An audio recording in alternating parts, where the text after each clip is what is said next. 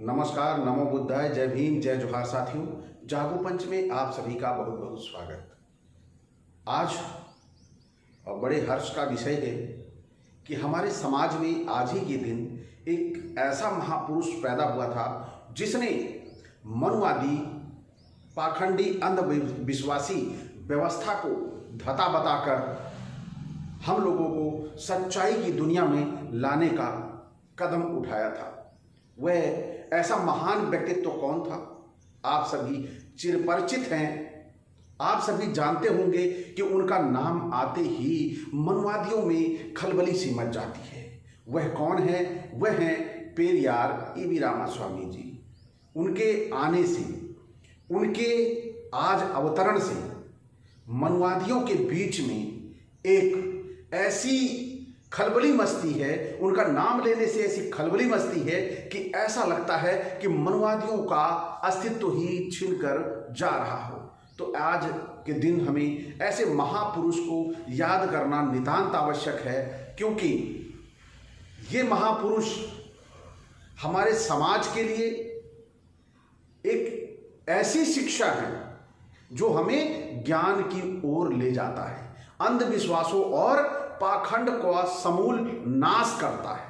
तो ऐसे महापुरुष की आज चर्चा की जाए। और जो हमारे साथी नहीं जानते हैं कि पेरियार ईवी रामास्वामी, पेरियार कैसे बने, हर व्यक्ति के जीवन में एक आंख खोलने वाली घटना होती है। जैसे कि कोई ऐसी घटना होती है, कोई ऐसी परिस्थिति उत्पन्न होती है जिससे वह उसे एक प्रेरणा और ज्ञान मिलता है। और वो ज्ञान मिलता है कि हमें किस तरह से बरगलाया गया है, किस तरह से हमें धर्म के नाम पर बेवकूफ़ बनाया गया है। ऐसी शिक्षा हमें इस धर्म से मिलती है। तो ऐसी ही शिक्षा उन्हें भी मिली थी और वो पेरियार बनने की ओर अग्रसित हुए। तो साथियों, आइए आपके जन्म के विषय में, आपका जन्म कहाँ हुआ, क्योंकि हमारे बहुत से साथी यानी अभी हमारे जितने भी ओबीसी एससी भाई हैं, यह इस बात को नहीं जानते हैं कि पेरियार कौन थे, पेरियार का जन्म कहाँ हुआ था। तो साथियों, आइए हम बात करते हैं। सामाजिक क्रांति के अग्रदूत पुस्तक है, उसमें उनके जन्म के बारे में, स्थान के बारे में, और हम लोगों को यानी ओबीसी एससी ही नहीं, पूरे सर्व समाज के लिए उन्होंने जो ज्ञान का संदेश दिया है, उनका वो ज्ञान का संदेश क्या है, यह हमें जानना और मानना चाहिए। तो आइए चलते हैं, देखते हैं कि आपका जन्म कहाँ, कैसे और किन परिस्थितियों में आप इस ज्ञान की दुनिया में पहुंचे। आइए चलते हैं पुस्तक के उन अंशों पर। ईवी रामास्वामी के पिता एक वेंकटप्पा नायकर चरवाहा सेफर्ड धनगर, यानी जिसे गड़रिया कहते हैं या वैकट कहते हैं, के से बिलोंग करते थे। उनका जन्म इरोड में 17/9/1879 में हुआ।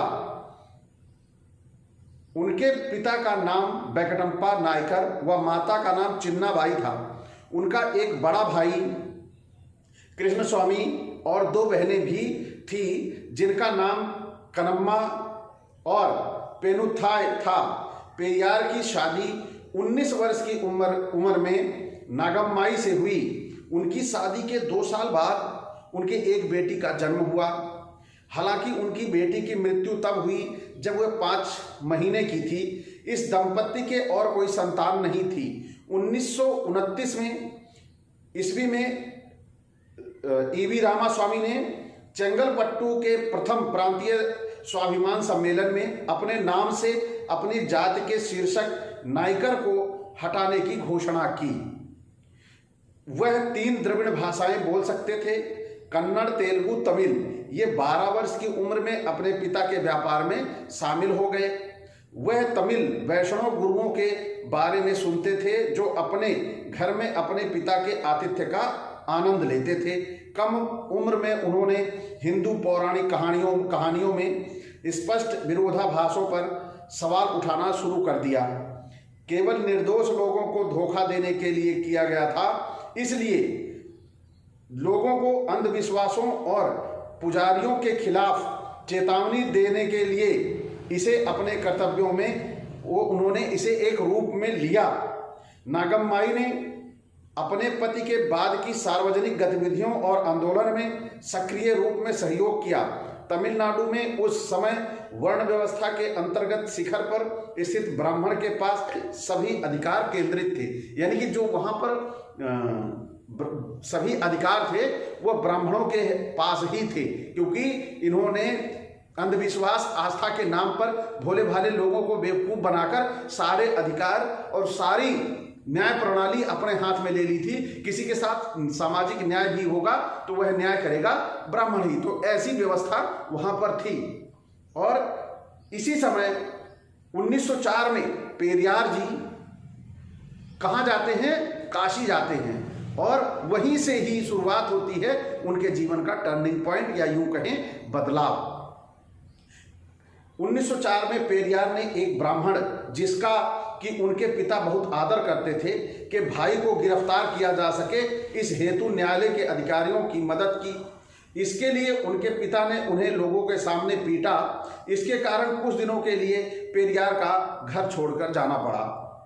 पेरियार काशी चले गए। वहां निःशुल्क भोज में जाने की इच्छा होने के बाद उन्हें पता चला कि यह सिर्फ ब्राह्मणों के लिए था। उन्होंने न केवल परिवार के प्रवेश को रोका, यानी पेरियार के प्रवेश को रोका, यह सिर्फ ब्राह्मणों के लिए था, और उन्हें यानी वहां उन्हें धक्का भी दे दिया।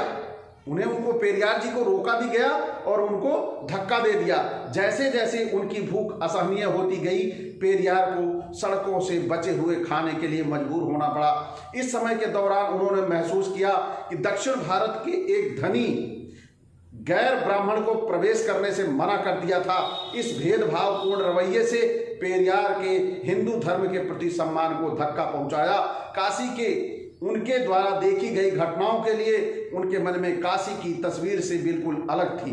एक पवित्र स्थान के रूप में जो सभी का स्वागत करता था। रामास्वामी काशी की यात्रा एक आस्तिक थी, यानी उस यात्रा तक एक आस्तिक थे। वह विश्वास करते थे ईश्वर में, वह विश्वास करते थे धर्म में, लेकिन उनके साथ जब यह घटना होती है कि वह एक अच्छे परिवार से बिलोंग करते थे, वह भूखे थे, और वहां पर जब खाने के लिए जाते हैं तो उनके साथ क्या होता है कि उन्हें वहां खाना खाने नहीं दिया जाता।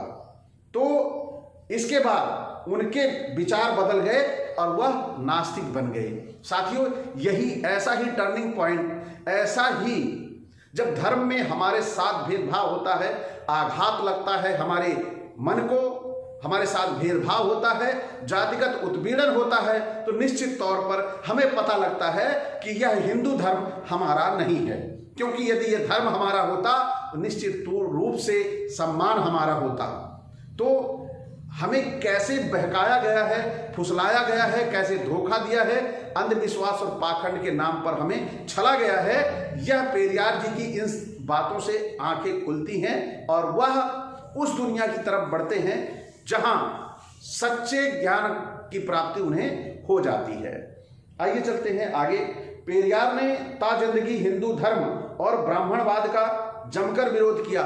यहां हम हिंदू धर्म नहीं, इसे ब्राह्मण धर्म ही बोलें तो बहुत अच्छा लगेगा, बहुत सही लगेगा, क्योंकि यहां पर केवल ब्राह्मणों की ही चलती है इस धर्म में, तो ये ब्राह्मण धर्म हुआ। क्योंकि जिस धर्म में सभी की सुनी जाएगी तो वो धर्म सभी का होगा। तो उन्होंने तर्कवाद, आत्मसम्मान और महिला अधिकार जैसे मुद्दों पर जोर दिया। जाति प्रथा का घोर विरोध किया। यूनेस्को ने अपने उद्धरण में उन्हें नए युग का पैगंबर, अब आप देखिए यहां तो सम्मान नहीं मिलता, लेकिन विदेश में सम्मान कैसे मिलता है। जैसे अभी कोई G20 सम्मेलन हुआ, इस G20 सम्मेलन में मोदी ने धम्मचक्र के आगे जाके तस्वीरें खिंचवाई। इसी तरह भारतीयों का सम्मान बुद्धिज्म की वजह से विदेशों में कैसे होता है, ये यूनेस्को ने बता दिया। यूनेस्को ने अपने उद्धरण में उन्हें नए युग का पैगंबर, दक्षिण पूर्व एशिया का सुकरात, समाज सुधार आंदोलन का पिता, अज्ञानता, अंधविश्वास और बेकार के रीति रिवाज का दुश्मन कहा। जो आपके उनकी जो बातें हैं, उनके जो संदेश हैं, आपके लिए वो संदेश आप तक पहुंचने चाहिए। कैसे एक व्यक्ति को जीवन यापन करना चाहिए, कैसे जो बातें हैं वह आपके लिए उन्होंने भेजी। तो उनकी 15 बातें आपके लिए, जिससे आपके जीवन में बदलाव आ सकता है। आप सोचेंगे कि वास्तव में धर्म क्या होता है। तो आइए, मैंने सब कुछ किया, मैंने गणेश आदि सभी ब्राह्मण देवी देवताओं को की मूर्तियां तोड़ डाली, राम आदि की तस्वीरें जला दी। मेरे इन कामों के बाद भी मेरी सभाओं में मेरे भाषण सुनने के लिए यदि हजारों की गिनती में लोग इकट्ठा होते हैं तो साफ है स्वाभिमान तथा बुद्धि का अनुभव होना जनता में जागृति का संदेश है। यानी जब उन्होंने राम और इन सब की मूर्तियां तोड़ डाली, उसके बाद भी जब वो जाते थे तो उन्हें सुनने के लिए लोग लाखों की संख्या में आते थे। तो इसका मतलब है लोग जागृत होना चाहते हैं, जागरूक होना चाहते हैं, लेकिन उन्हें इस मार्ग पे जाने के लिए रोक दिया जाता है। अपना प्रभाव उस समय मनवादी बढ़ा देता है। तो आइए चलते हैं, आगे देखते हैं।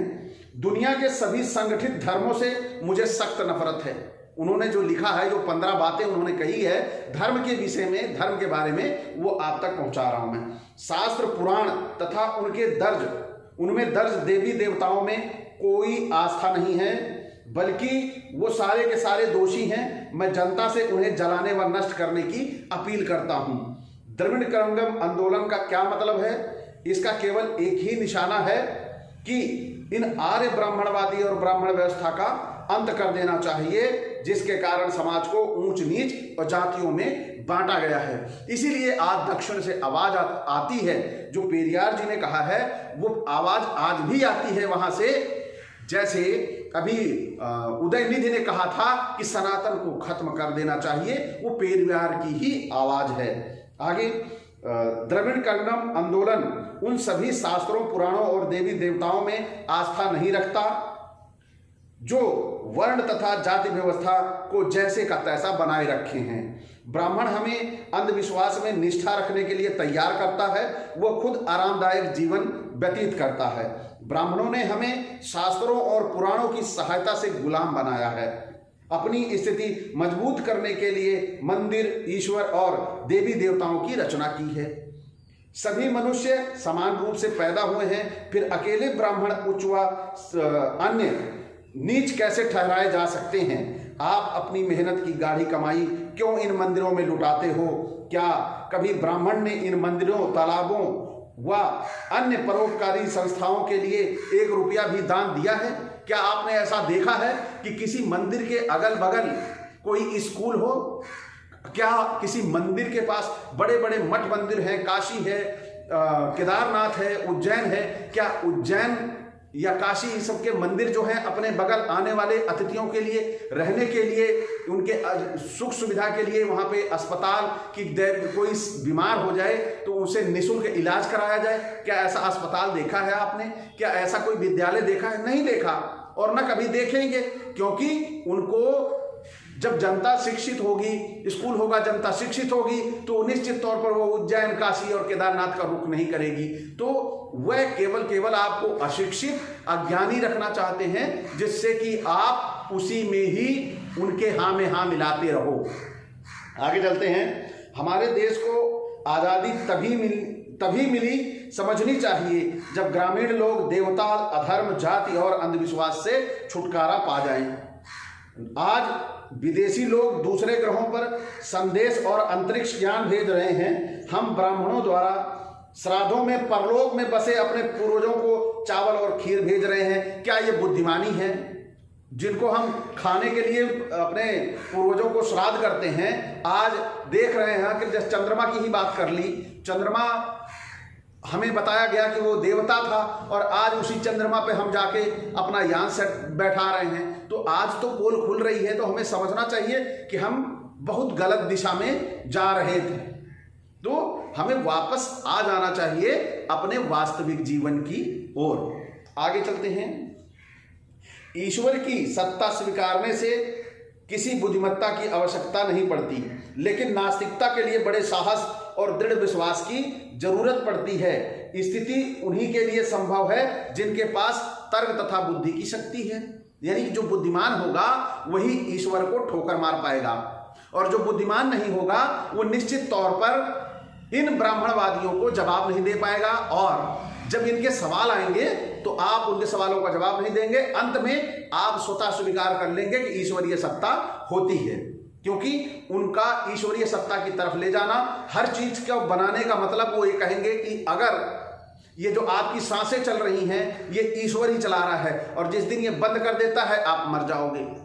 अब आप जब सांसें जो चल रही हैं वो किसी को दिखती नहीं है, तो निश्चित तौर पर लोग उसे अलौकिक मान लेंगे, क्योंकि यह शरीर तभी मरता है, यह शरीर तभी खत्म होता है, समाप्त होता है जब इसके अंदर कोई विकार होता है। उसी प्रकार जैसे कोई इंजन, मशीनरी, जब उसका कोई पार्ट खराब हो जाता है तो वो स्वतः नहीं चलता है, हमें उस पार्ट को बदलना पड़ता है। उसी तरह आज मनुष्यों के भी जो पार्ट खराब होते हैं वो बदले जाते हैं, और जो उस समय खत्म हो रहा होता है उसकी लाइफ कुछ आगे बढ़ जाती है। लेकिन पहले ऐसा नहीं था। पहले तो जब पार्ट खराब होता था तो खराब हो गया और आदमी चल बसा, ऐसा होता था। तब हम मान सकते थे अलौकिक था, भगवान ने बनाया था। लेकिन ये सब चीजें हमें हमारी समझदारी को इंगित करती हैं कि अब हमें समझ जाना चाहिए। तो चलते हैं पुस्तक के अंशों की ओर। ब्राह्मण देवी देवताओं को देखो, एक देवता तो हाथ में भाला त्रिशूल उठाकर खड़ा है, दूसरा धनुष बाण, अन्य दूसरे देवी देवताओं की कोई गुर्ज, खंजर और ढाल के साथ सुशोभित है। यह सब क्यों? एक देवता तो हमेशा अपनी उंगली के ऊपर चारों तरफ चक्कर चलाता रहता है, यह किसको मारने के लिए है? हमेशा चलता रहता है, ये किसको मारने के लिए है? यही सब हमें समझना है। देवी देवता अपने हाथों में हथियार क्यों लिए हैं? जबकि वो, आप सभी देखते हो कि अगर वो जो देवी देवता हैं तो ऐसे कर ले हथियार अपने आप आ जाता है। जब हाथ उठाने, आवाहन करने से हथियार आता है तो हथियार हमेशा लिए। फोटो क्यों बनाई गई इसकी? मंदिरों में वो सारी तस्वीरें क्यों लाई गई कि हमेशा हथियार हो? ये क्या हमेशा मारने काटने के लिए तैयार ही रहते हैं देवी देवता?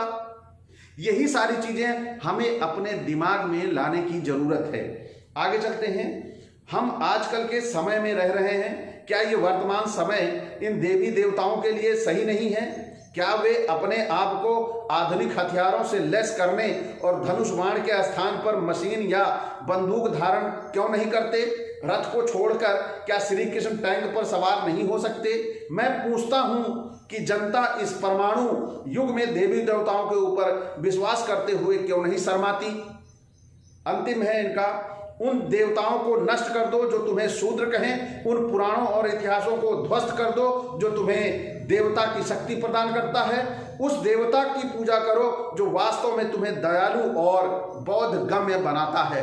तो साथियों, आप देख चुके हैं, बताया गया, एक तरफ त्रिशूल लिए हैं, भाला लिए हैं। आज तो अब समय बदल गया है। पेरियार जी ने भी कहा, उन्होंने बड़ा गहनता के साथ अध्ययन किया कि कैसे उन्हें हथियार उनके हाथों में उपलब्ध कराए गए। तो आज उनके हाथ में AK-56 क्यों नहीं है? और श्री कृष्ण को अब भी सही बात है कि रथ छोड़ के टैंक पे आ जाना चाहिए। राम का भी चित्र अब आना चाहिए कि वो टैंक पे बैठकर या सुखोई 30 पे वो चला के जा रहे हों, और कहाँ पे बम फेंकने के लिए पाकिस्तान में। तो ऐसी चीज़ों का बदलना, अब बदलाव होना चाहिए, और बहुत ही जल्द इन भगवानों की ये सारी चीज़ें भी आने लगेंगी, क्योंकि भगवान भी जब तक अपग्रेड नहीं होगा तब तक लोगों के हिसाब से चल नहीं पाएगा। तो साथियों, आप सभी को आज का ये पेरियार का जीवन कैसा लगा, और पेरियार के जीवन में जो भी उथल पुथल हुई वह ब्राह्मणवाद के वास से हुई। और यही नहीं, यही ब्राह्मणवाद आज मुझे भी इस क्षेत्र में लेके आया है, जो मैं आपको जागरूक करने में लगा हुआ हूं कि ब्राह्मणवाद का शिकार हम लोग कैसे हुए हैं। तो साथियों, आज का ये जो जीवन चरित्र था पेरियार जी का, आज उनका जन्मदिन भी है, और इस जन्मदिन पर बहुत सत सत कोटि कोटि नमन उस महापुरुष को जिसने हमें इस ज्ञान से चिर परिचित कराया, और हमारी जो मनोभाव इस समय थे उन मनोभावों को पुष्ट किया। तो आप सभी को कैसा लगा? अच्छा लगा हो तो लाइक करें, और जो नए साथी हैं वो चैनल को सब्सक्राइब कर लें। हाँ, इसी के साथ बेल आइकन की घंटी दबा लें, जिससे हमारे वीडियो का नोटिफिकेशन आप तक पहुंच जाए, क्योंकि ये है पेरियार माह, पेरियार मंथ, और इस पेरियार मंथ में हम बात करेंगे पूरे माह पेरियार की और उनके बताए हुए कार्यों को आगे बढ़ाने की। तो इसी के साथ आपसे विदा चाहेंगे। नमस्कार।